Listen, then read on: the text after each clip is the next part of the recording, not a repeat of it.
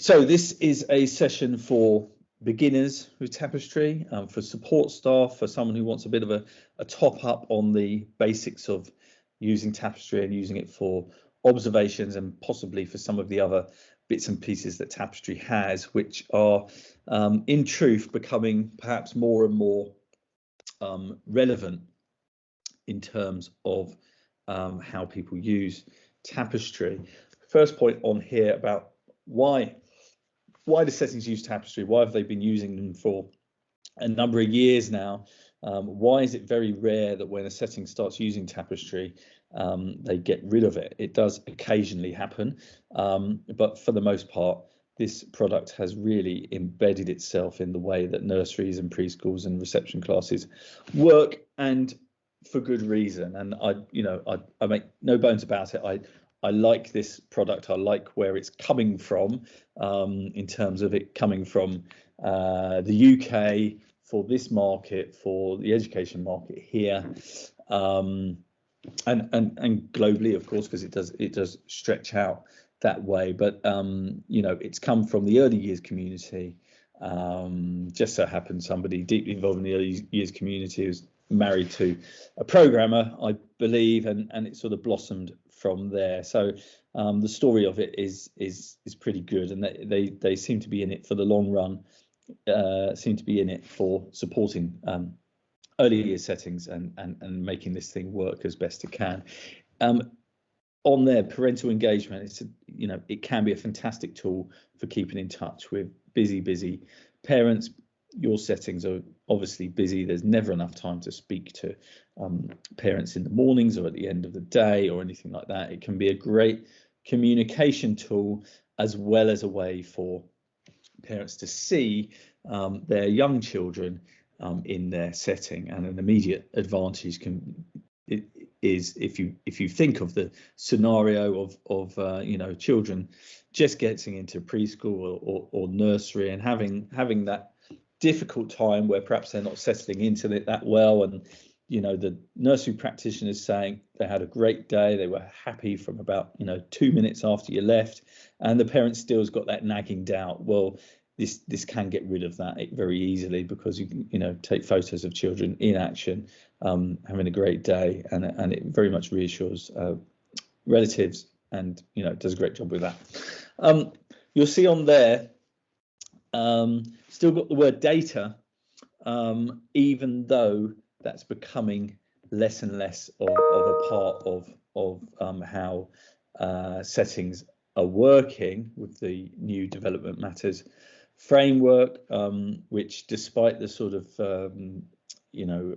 upheaval it's causing, in the end I think will be a good thing, because it should allow settings to get away from data tables and actually think about Tapestry as a record keeping tool, not something that they're being led by, but something that they can use for their own means. Right, I'm harping on a little bit, so let's go on to point 2. I'm going to talk about the different ways that you can access Tapestry, and there's also a point on there, really for settings in general, that you don't have to use everything that's in Tapestry. You can look at features and scale them up as you go along. I think one of the reasons why Tapestry has been successful is it allows you to pick and choose different features and slot those into how your setting wants to work. No settings are without paperwork of some sort. Tapestry allows you to sort of pick and choose and use systems as you go. We're going to talk about making observations, which is kind of the main thrust of this, and I will mirror from a tablet device here onto the screen, and hopefully that's going to work. And the fourth point is about doing Q&A, and on there we can talk about reflections. You see, I did mention that in point 1 as well. This feature of Tapestry, reflections, is something that seems to be gathering some momentum, along with the new way that settings are assessing children with Tapestry, using the concerns format, areas of concern, as it's called, and a reflection sort of ties into that. So it's possible that your setting might want to use these things called reflections. Anyway, I hope that doesn't feel like so much on your plate. Hopefully what we cover should be straightforward. So let's move on and just look at a simple illustration of the different ways that you would access Tapestry, and I'll try and get my head to a place of someone who perhaps hasn't used it ever before. You've got the app. If your setting uses mobile devices like iPads, some sort of tablet, possibly a phone nowadays, lots of settings are looking at using phones, even if they put SIM card in it, taking the SIM card out and then just use it as a small device. Lots of settings are looking at that as a solution now, which makes some sense.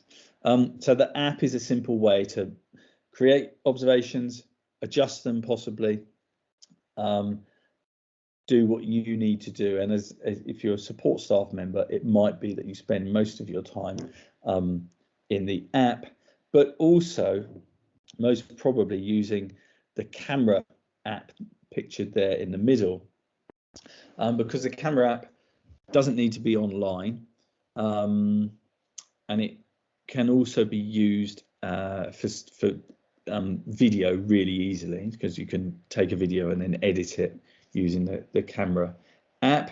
And the other point about it, in fact probably the most important point, is that it's probably the most easy app to access on a device. So if you've got an Apple device or an Android device, even if it's locked, you can pick the thing up and swipe across and take a couple of photos, and then it goes back in your pocket, or it's put to one side, and then the device doesn't interfere necessarily with what's going on. Now we all kind of know this from being out and about and taking pictures of our children when we're out on weekends and doing activities or whatever we might be doing. We might get our phones out, take the pictures, and then we'd put those things away, or at least I'm very very much aware of that these days, trying to not use a phone as much as possible when I'm out with my children and just get the technology out of the way. So that's the context really. We want Tapestry to be used, but we don't want it to be this thing that the children are constantly clambering to look at. We don't want it to be this thing that distracts the practitioner away from the activity that they're doing with their children. And we're all kind of acutely aware of how technology has sort of fried our brains and does so if we let it. Over on the right there, it's worth pointing out that you can access Tapestry through a web browser, and that could be on a tablet device as well as on a desktop or a laptop. Support staff might not use that route at all. They might just use the app and the camera.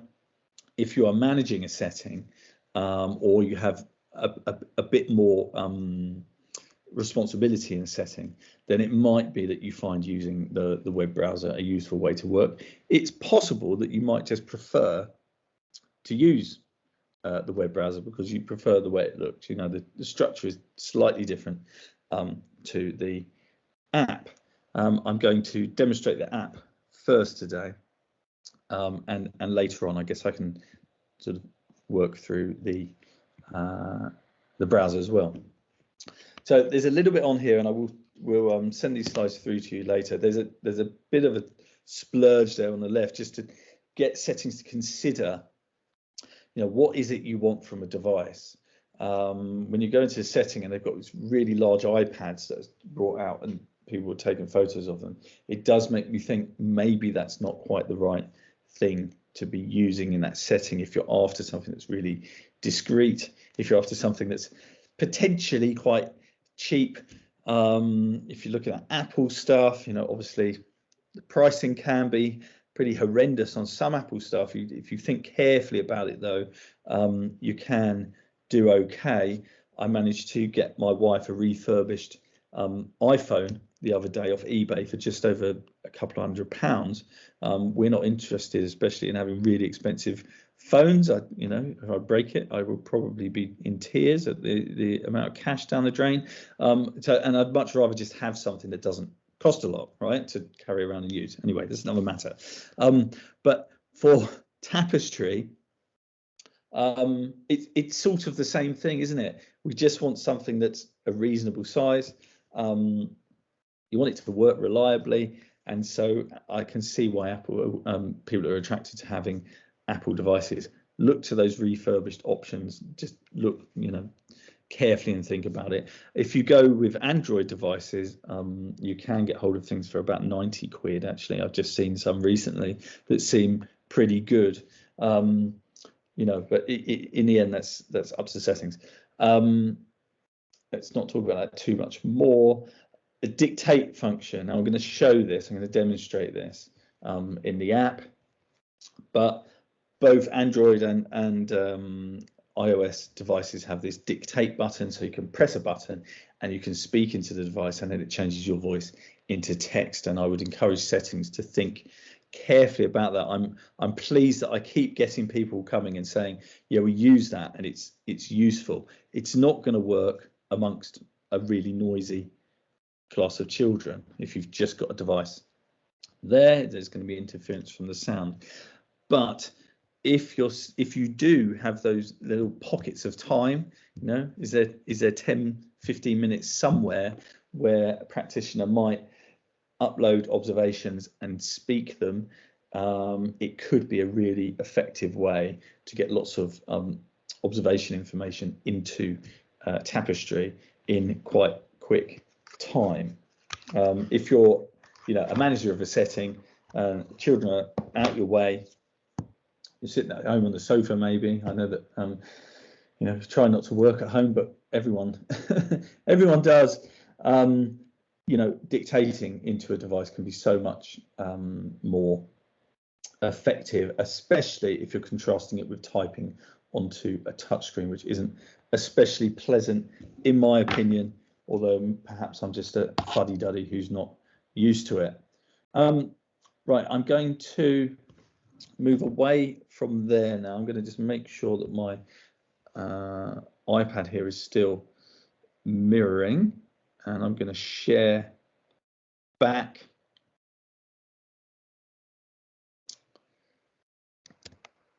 There. I'm hopeful that you can see that as an iPad screen there. Do chuck something in the chat if you've got any problems, and again, if you've got questions that you want to ask along the way, chuck them in there. So we're going to go through the process of making an observation, and we're going to just, you know, we're going to look at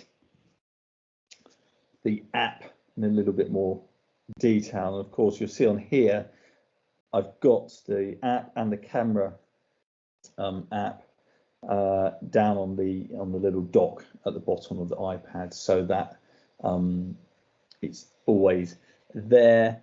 Whether you have a pin code on your actual iPad is another matter, because when you go into the Tapestry app, you may find that it's going straight to this lock screen, and I think my settings are off to stop it doing that, but you can just use the pin code on the Tapestry app as a way to keep children out of it, or maybe children don't get their hands on these devices anyway, and so you're not bothered. Right, so I've gone in here. You'll see some observations from before. These ones have been duplicated because we were doing a group observation, and we'll have a go at doing that today. I apologise that these aren't perhaps the most contextual observations you've ever seen, but sharing across in this webinar, of course, I'm not able to use a real account. Now you'll see in the top left here, you've got a plus button, and that's for creating an observation. You'll see, let me just point out, in the bottom left, you've got this way of filtering your observations, and you'll see on here that I've got it filtered to a particular group of children. Well, I can go up to no filters here. Now, I'm not going to talk about it too much, but if you're somebody looking through lots of observations, the filtering in the bottom left can be really, really useful. But if we want to make an observation, we're going to go to the plus button just in the top left there, you can see, just tapping that now. And you'll get this basic screen with some options on there. Now, an observation has to have a title. You've got to have a title, and you've got to have some children selected for it to then upload and save properly. That's not totally true, because you do have an option where you can save a draft locally to your device, but frankly, I think that's worth avoiding because it can just lead to confusion. So it's just your title. You know, I'm doing something here with block building, and I'm just typing that one in on this touch screen. It's block building, and the titles of the observations are reasonably important in that at the end of the children's time in your setting, you can export all of these observations into a lovely journal and have a contents page with the titles on. So if your title says something like, you know, C31 or something just completely doesn't really mean much, doesn't really make for a great contents page. So it's fairly easy to think of titles for observations. You know, it might be sand play or sand adventure, or, you know, story time, or you know, role play, or whatever activity might be going on. So we've got the title. Now further down is where we can put our notes for the observation. It's also worth pointing out that there's no set rule as to, you know, how many sentences you would put in, how many words you would put in. Even if your observation has to have some notes, it could be that it's just a couple of really good photos, and that goes into the child's journal, and that's enough. And I would point you towards whoever is making those decisions in your setting as to how you want these notes written up. Okay. There's no hard and fast rules on that. I would probably say my opinion is, you know, talk about things that are worthwhile, talk about things that are going to interest the relatives seeing it, and lots of settings are thinking about observations being these wow moments now, where it's about, you know, great things that the children are doing in their progression as learners. It's about you spotting stuff that you haven't seen them do before, and obviously, you know, nursery, preschool, reception are, you know, incredibly exciting places for that, because the children change so fast. Block building. Let's come back to the notes in a moment. Down here where it says pictures and videos, this is where you can pull your media in, whether it's photos or videos, and you'll see you've got take picture and record video. You can do those directly into the app, but for the most part, I think it's more common that people have got pictures or video ready to come into the app. Anyway, sorry, just letting another person in there. So I'm going to tap add from library, and I've got some block pictures here that I'm going to put in there. That's 2 pictures, and again, it's worth suggesting that, you know, it's one observation. I'm not suggesting that the pictures there are particularly amazing. If there were children taking part in this activity, it might be a picture of the start and the middle or the end of their block building. It might be something, you know, it might just be one picture of the, you know, a finished result and the child there smiling with their blocks. Whatever the picture is, it just needs to encapsulate what happened. I don't think you should get too snap happy. You know, if you take 20 pictures, it can be a nightmare to sort of sort through and decipher what's going on. Just think about getting a shot, couple of shots, and get the device away again. So I've looked here in my library, add from library. I've chosen the pictures. It's nice that you get a date stamp on these pictures as well. So, you know, if you've got a couple of weeks worth of work in a setting and you've found a bit of time to upload some observations, you can look back and then you can pull the relevant photos in. And just talking now about the date stamps on the photos, if I go down the bottom, you'll see it says date of observation. Now it will automatically choose the day and the time in which you start that. But you could, you know, if you're backdating, you can go in here and just quickly change it to another day. And we all know that that is probably going to have some purpose when you're trying to catch up on some observations. Having said that, it might be, you know, it might not really be that relevant that it's got exactly the right date on it. But that is there for you if you want to do that. So we take some blocks. Now, children, now it's trying to be all this. I'm not sure I like all this gobbledygook here, really. It's trying to be helpful, but actually it just looks like a bit of a mess. What I'm after is where it says pick children, and that's where I can choose the children that are in this observation. And again, if you look down the bottom, it's filtered to group treetops. All right, now we can talk about groups later if you want, but if you're in a setting with loads and loads of children, and perhaps you don't work with all of those children, then having the full list, there's only about 10 or so children in this account. But if you've got 100, you don't want a whole list of 100 children. Much better to have that filter on so that you've only got the children that you work with in your room or whatever it might be. So that's there. And the nice thing is it remembers what you did before. So you've got select all at the top there as well. So we've chosen the children that are in this. We're going to imagine that we had 5 children around the table and they were block building. So we've got them in there.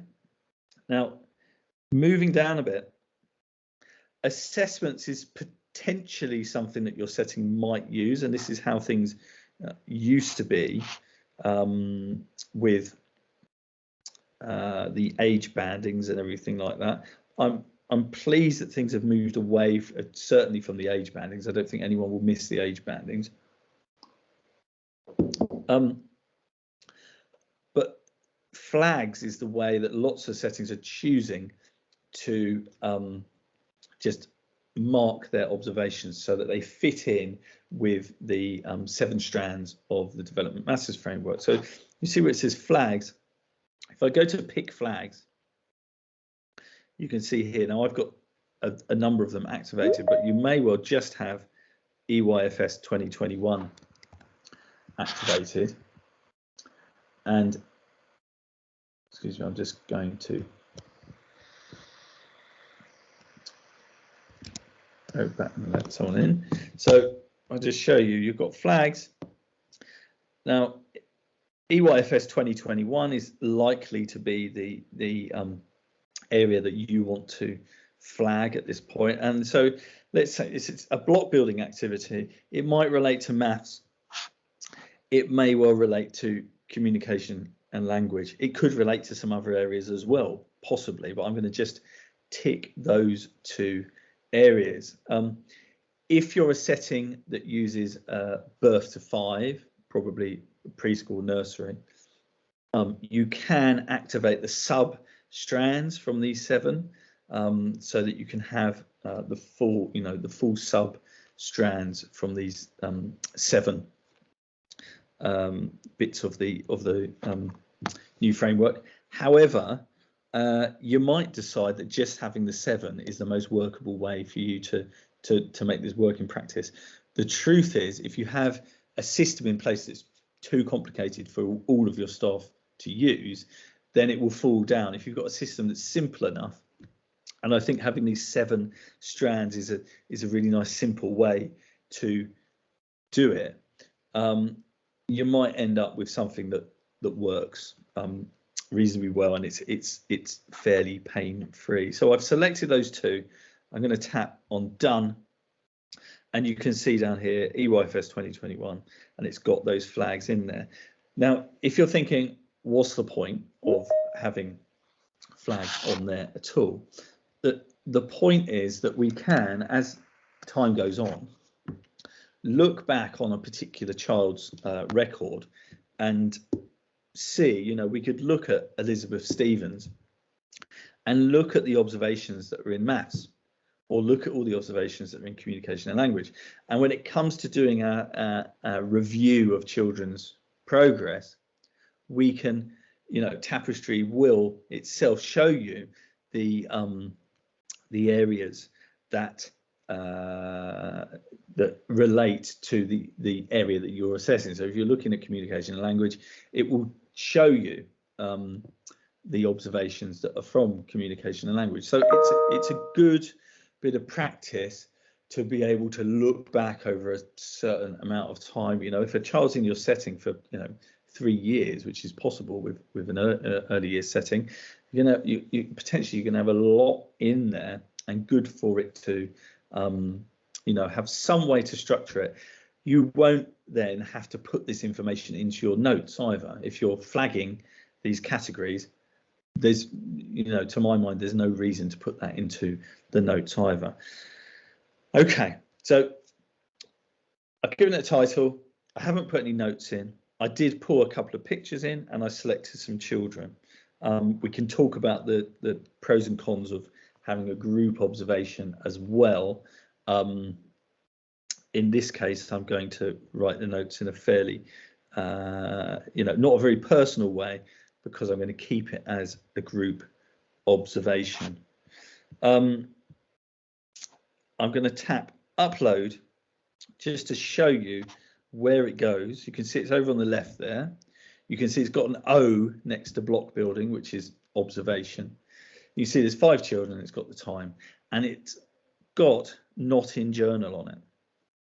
Now, it's not in journal because it hasn't, you know, this is like saying, is it fully published yet? No, it isn't. For one, I didn't write any notes on there, and I'm going to, so I don't want to publish it yet. But also, if I'm a support staff member, it might be that I'm only allowed to get it to this point of it being not in the journal, and a teacher or a manager of the setting is going to approve it and put it into the journal. So you've got a really nice sort of safety net there, in that you can have something created and it's not in the journal yet, and then when it goes into the journal, that means it's then shared with the relatives, and so they'll be able to see it. So you can put something together when you're ready for it to get published, and you add it to the journal. You'll see down the bottom there, add to journal. Right, that's done. It's now in the journal, but I can also take it out of the journal.